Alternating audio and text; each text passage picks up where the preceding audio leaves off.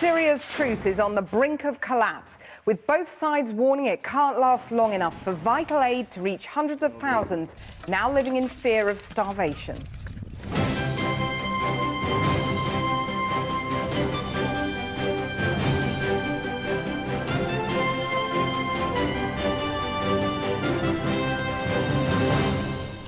Good evening. For 5 years, Syria's citizens have seen their lives destroyed by war. For 5 days, a fragile ceasefire had given some hope relief might be on its way. Tonight, though, the aid convoys remain parked on Turkey's border with Syria, with both Russia and the rebels warning the truce can't hold much longer. Moscow's defense ministry held America responsible while claiming insurgents had breached the ceasefire 199 times. The rebels in turn laid the blame at Russia's door.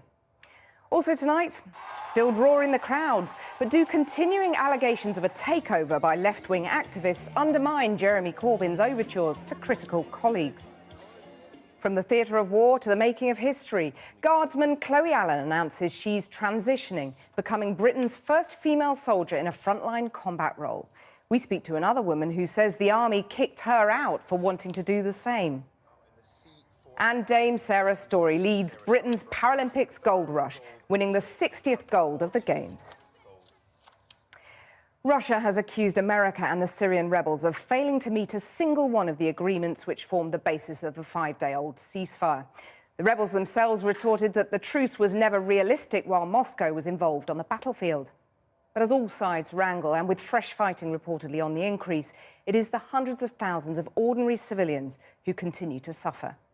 And just to warn you, there are some distressing images in Jane Deeth's report. This little girl from Aleppo doesn't know there's meant to be a ceasefire. Her father says the fighting never ends. Bullets from a machine gun entered our room and exploded and wounded my daughter and my son. We're refugees from Al-Ais. We keep getting bullets and barrel bombs every day. 5 days in, the cracks in the ceasefire are widening. These pictures apparently show rebels firing at regime forces in Damascus today. Cue a war of words between Russia and America, who are backing opposing sides over who's to blame. President Putin, who stands behind President Assad, accused rebels of using the ceasefire to regroup.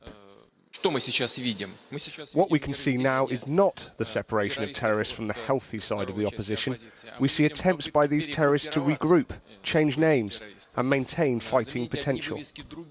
And the Kremlin claims the US is more interested in maintaining the rebels' military capacity than making them stick to the truce. If the American side does not take the steps needed to fulfill its obligations under the September 9th agreement, then all responsibility for any collapse of the ceasefire in Syria would lie with the United States. For its part, America's blaming Russia for the fact the Assad regime hasn't allowed aid into the besieged rebel half of Aleppo. The ceasefire was supposed to clear the way for this convoy, but it's been stuck at the border for a week. The first delivery of assistance from the World Food Program is comprised of 20 trucks carrying wheat flour for over 150,000 people. The second round of trucks, which would commence immediately after, would be for food rations for 35,000 people for 1 month. We still need to get the assurances of all parties to the conflict, as well as those who have influence over them, on the same page. And we're not there yet. And this is immensely frustrating for all of us here in the humanitarian community, because a great deal of effort and time and money has been put in putting this operation in place. America's made humanitarian access a condition of a plan for unprecedented joint US-Russian airstrikes against Islamic State. But instead of historic cooperation, it feels like each side's getting the recriminations in early, fearing the ceasefire's complete collapse. Well, a short time ago, I spoke to the English teacher and anti-Assad activist Wissam Zarqa in Aleppo. He doesn't agree with the aid deal because he fears that Russian troops accompanying the supplies will be tantamount to an occupation. But with people in danger and at risk of starvation, I asked him if the aid was to be welcomed no matter what. It's not the first time we have a similar situation. We had like a situation like that in Homs. We had a situation like that in Daraya a few days ago. How did it end up? In the end of the way, they had to leave their homes. First, they accept the aids whatsoever, so the world would just be silent, and the international community would say, it's okay, they are getting some aid, so why should we worry? And how that would end? We will end as refugees in Europe or Turkey. So tell me what kind of deal you want then in terms of this aid getting through? Anyway, like we refuse the concept that aid comes through the Assad regime, because that happened to many places before. We want the Free Syrian Army to break the siege, to have a battle and break the siege. This is what's expected from a revolution. When it comes to the ceasefire, Russia says that it's only Moscow and the Assad government who are sticking to the ceasefire. What do you say to that? It's simply not true. Because I can hear them when they try to, I'm near to the front line, and they've been trying to take over a neighborhood which is under the control of the rebels. I mean, Russia and the Syrian regime have tried to take over the neighborhood from the rebels. So you've witnessed that yourself, have you? You've witnessed fighting from the Russian and the Syrian government side? No, I can't say I witnessed, because I can only hear. It's a neighborhood under our control, liberated areas, and I know they've attacked to get it from us. But I'm not a fighter. I can't witness such a thing. What do you say to the Russian president's suggestion that Syrian militants are exploiting the ceasefire to regroup? We are used to hearing lies from the Russian government. It's nothing new. Wissam Zarqa speaking to me earlier.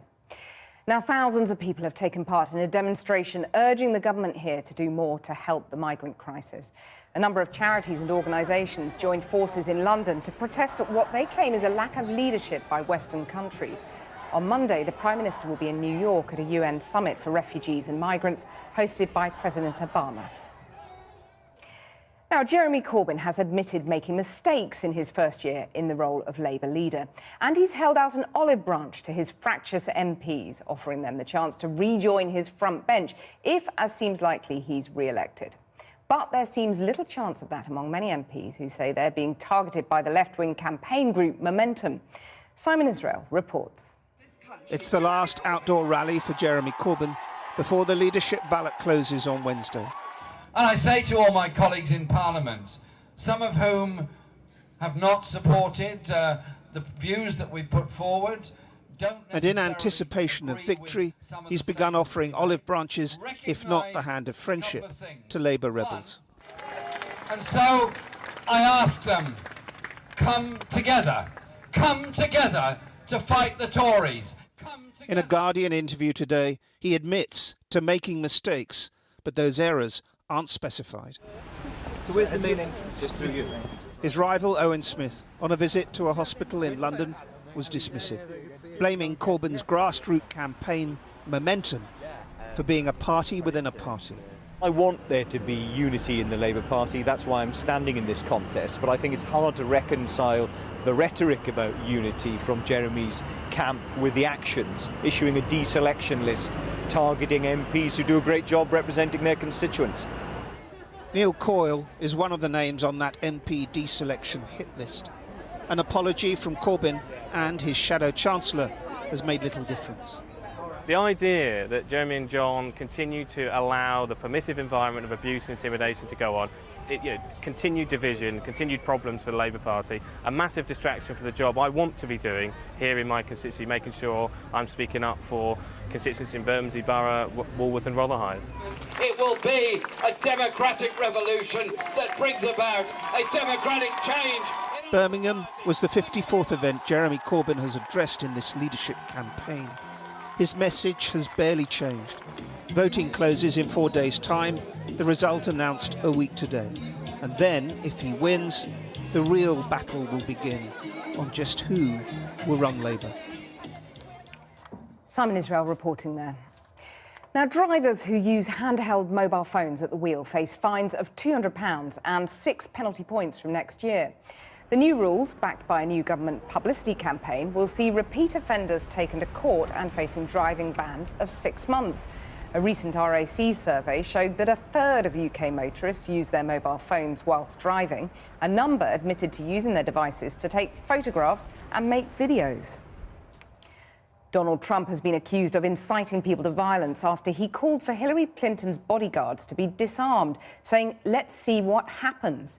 It's the second time he appears to have alluded to the potential assassination of his rival. He made the comments in a speech to supporters in Miami, claiming Mrs. Clinton wanted to destroy the Second Amendment, under which US citizens hold the right to own guns. Her spokesman called the remarks unacceptable. She goes around with armed bodyguards like you have never seen before. I think that her bodyguards should drop all weapons. They should disarm, right? I think they should disarm. Immediately. What do you think? Yes? Yes. Yeah. Take their guns away. She doesn't want guns. Let's see what happens to her. Take their guns away. Okay? It'll be very dangerous. Now, family and friends of the former Aston Villa footballer Dalian Atkinson have staged a march in his hometown of Telford to demand answers about his death. An investigation is underway following the incident last month in which police used tasers and the 48-year-old suffered a cardiac arrest. Our Home Affairs correspondent Darshna Soni reports.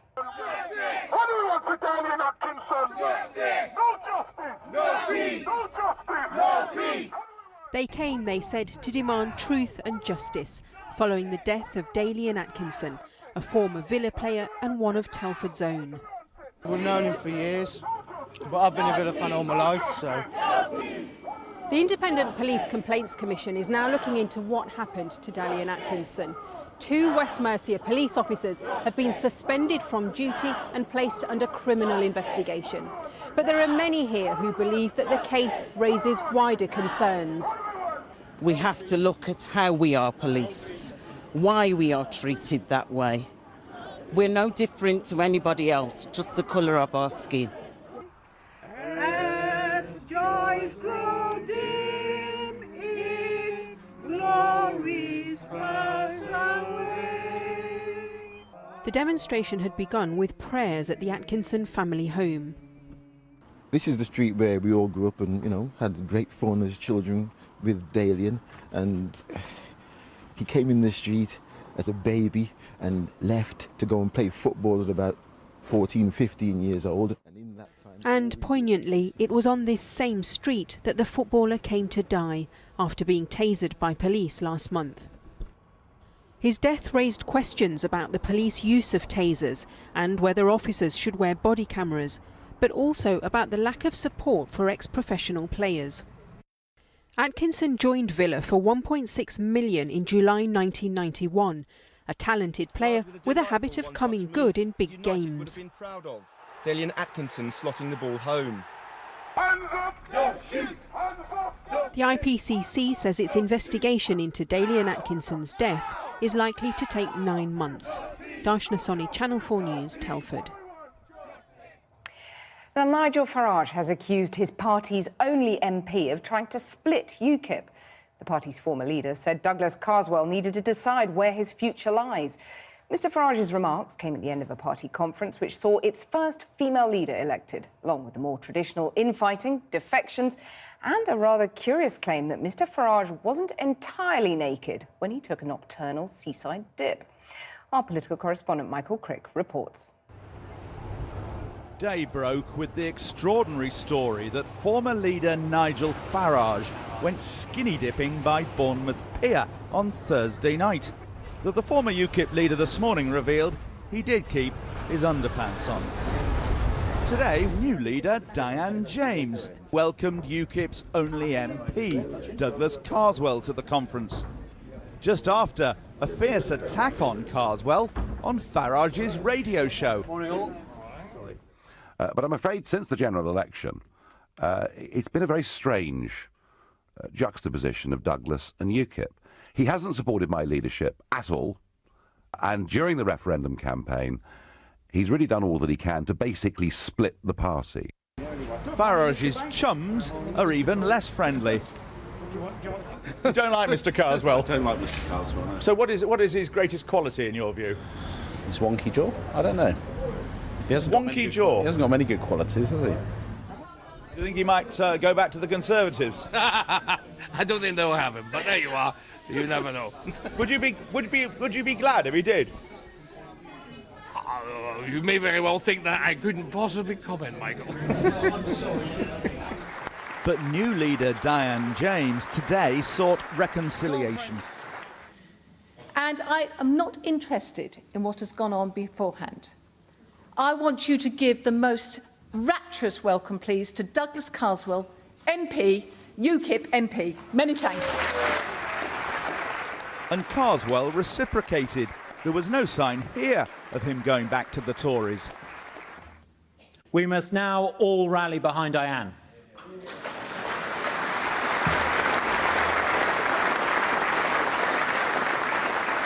Diane, I give you 110% of my support. Well done. I caught up with UKIP's only MP later.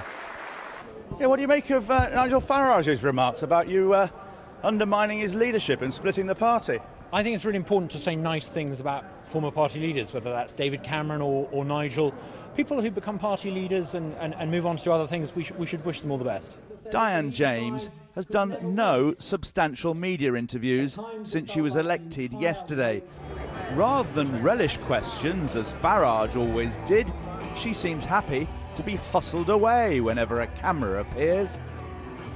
Mrs. James? Mrs. James, why are you not doing any media interviews? You're not allowed in this way at the moment. Gentlemen, can we please? She seems to be avoiding us. Calm down. Yeah, so you calm down, Phil. Please leave. You're not allowed in here at the moment, sir. Please, just turn around. Thank you very much.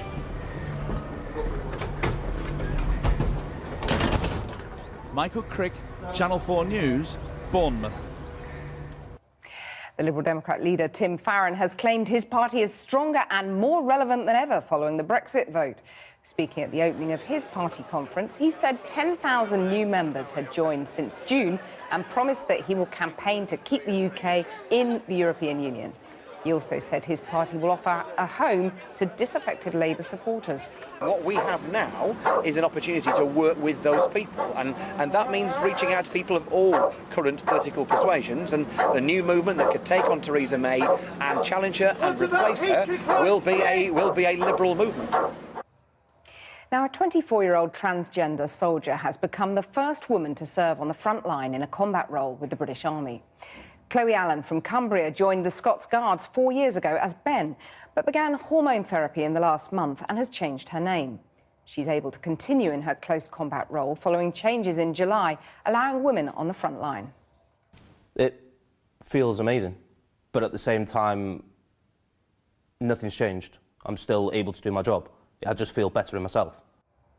Well, earlier I spoke to Abby Austin, who was Britain's first transgender army officer. I began by asking her how surprised she was with the change in attitude towards trans soldiers in the army. Well, not surprised, really, to be honest. Over the last 10 years, there's been a gradual shift of opinion, both in the country at large and within the military, towards acceptance of transgendered people.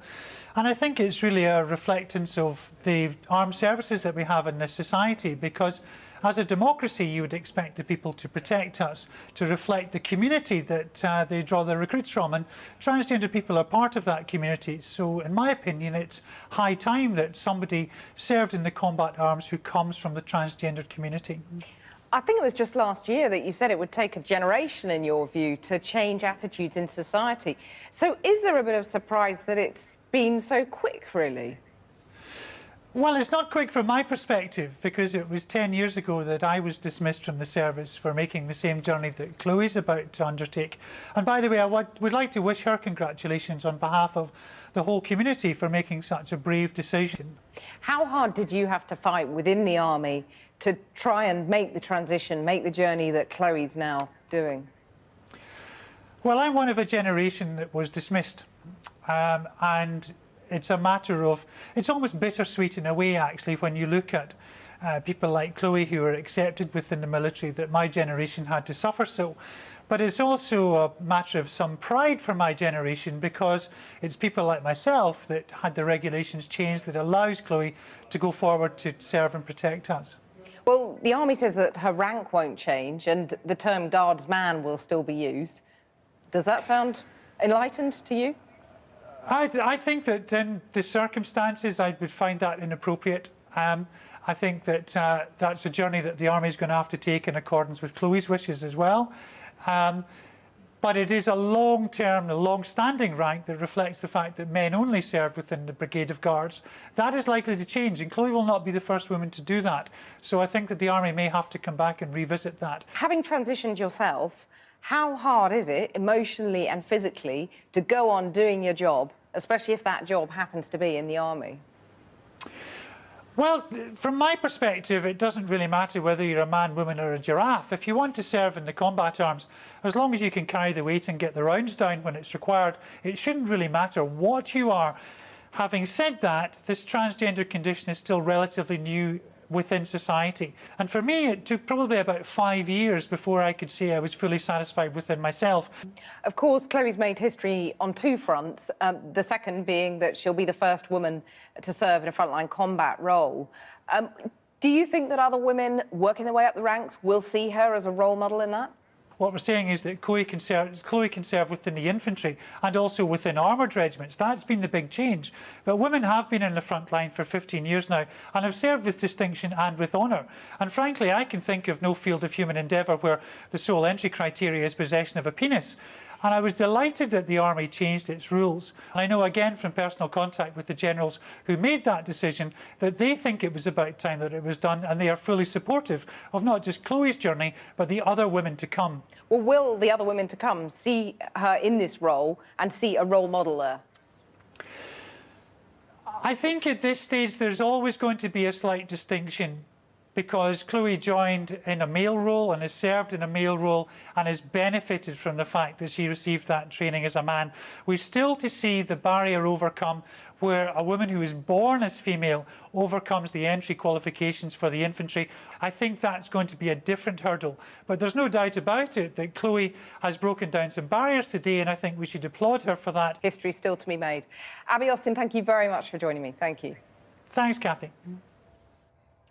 Let's take a look at the sport now. And the gold rush for Paralympics GB in Rio has continued, with the team last night surpassing their medal target of 121.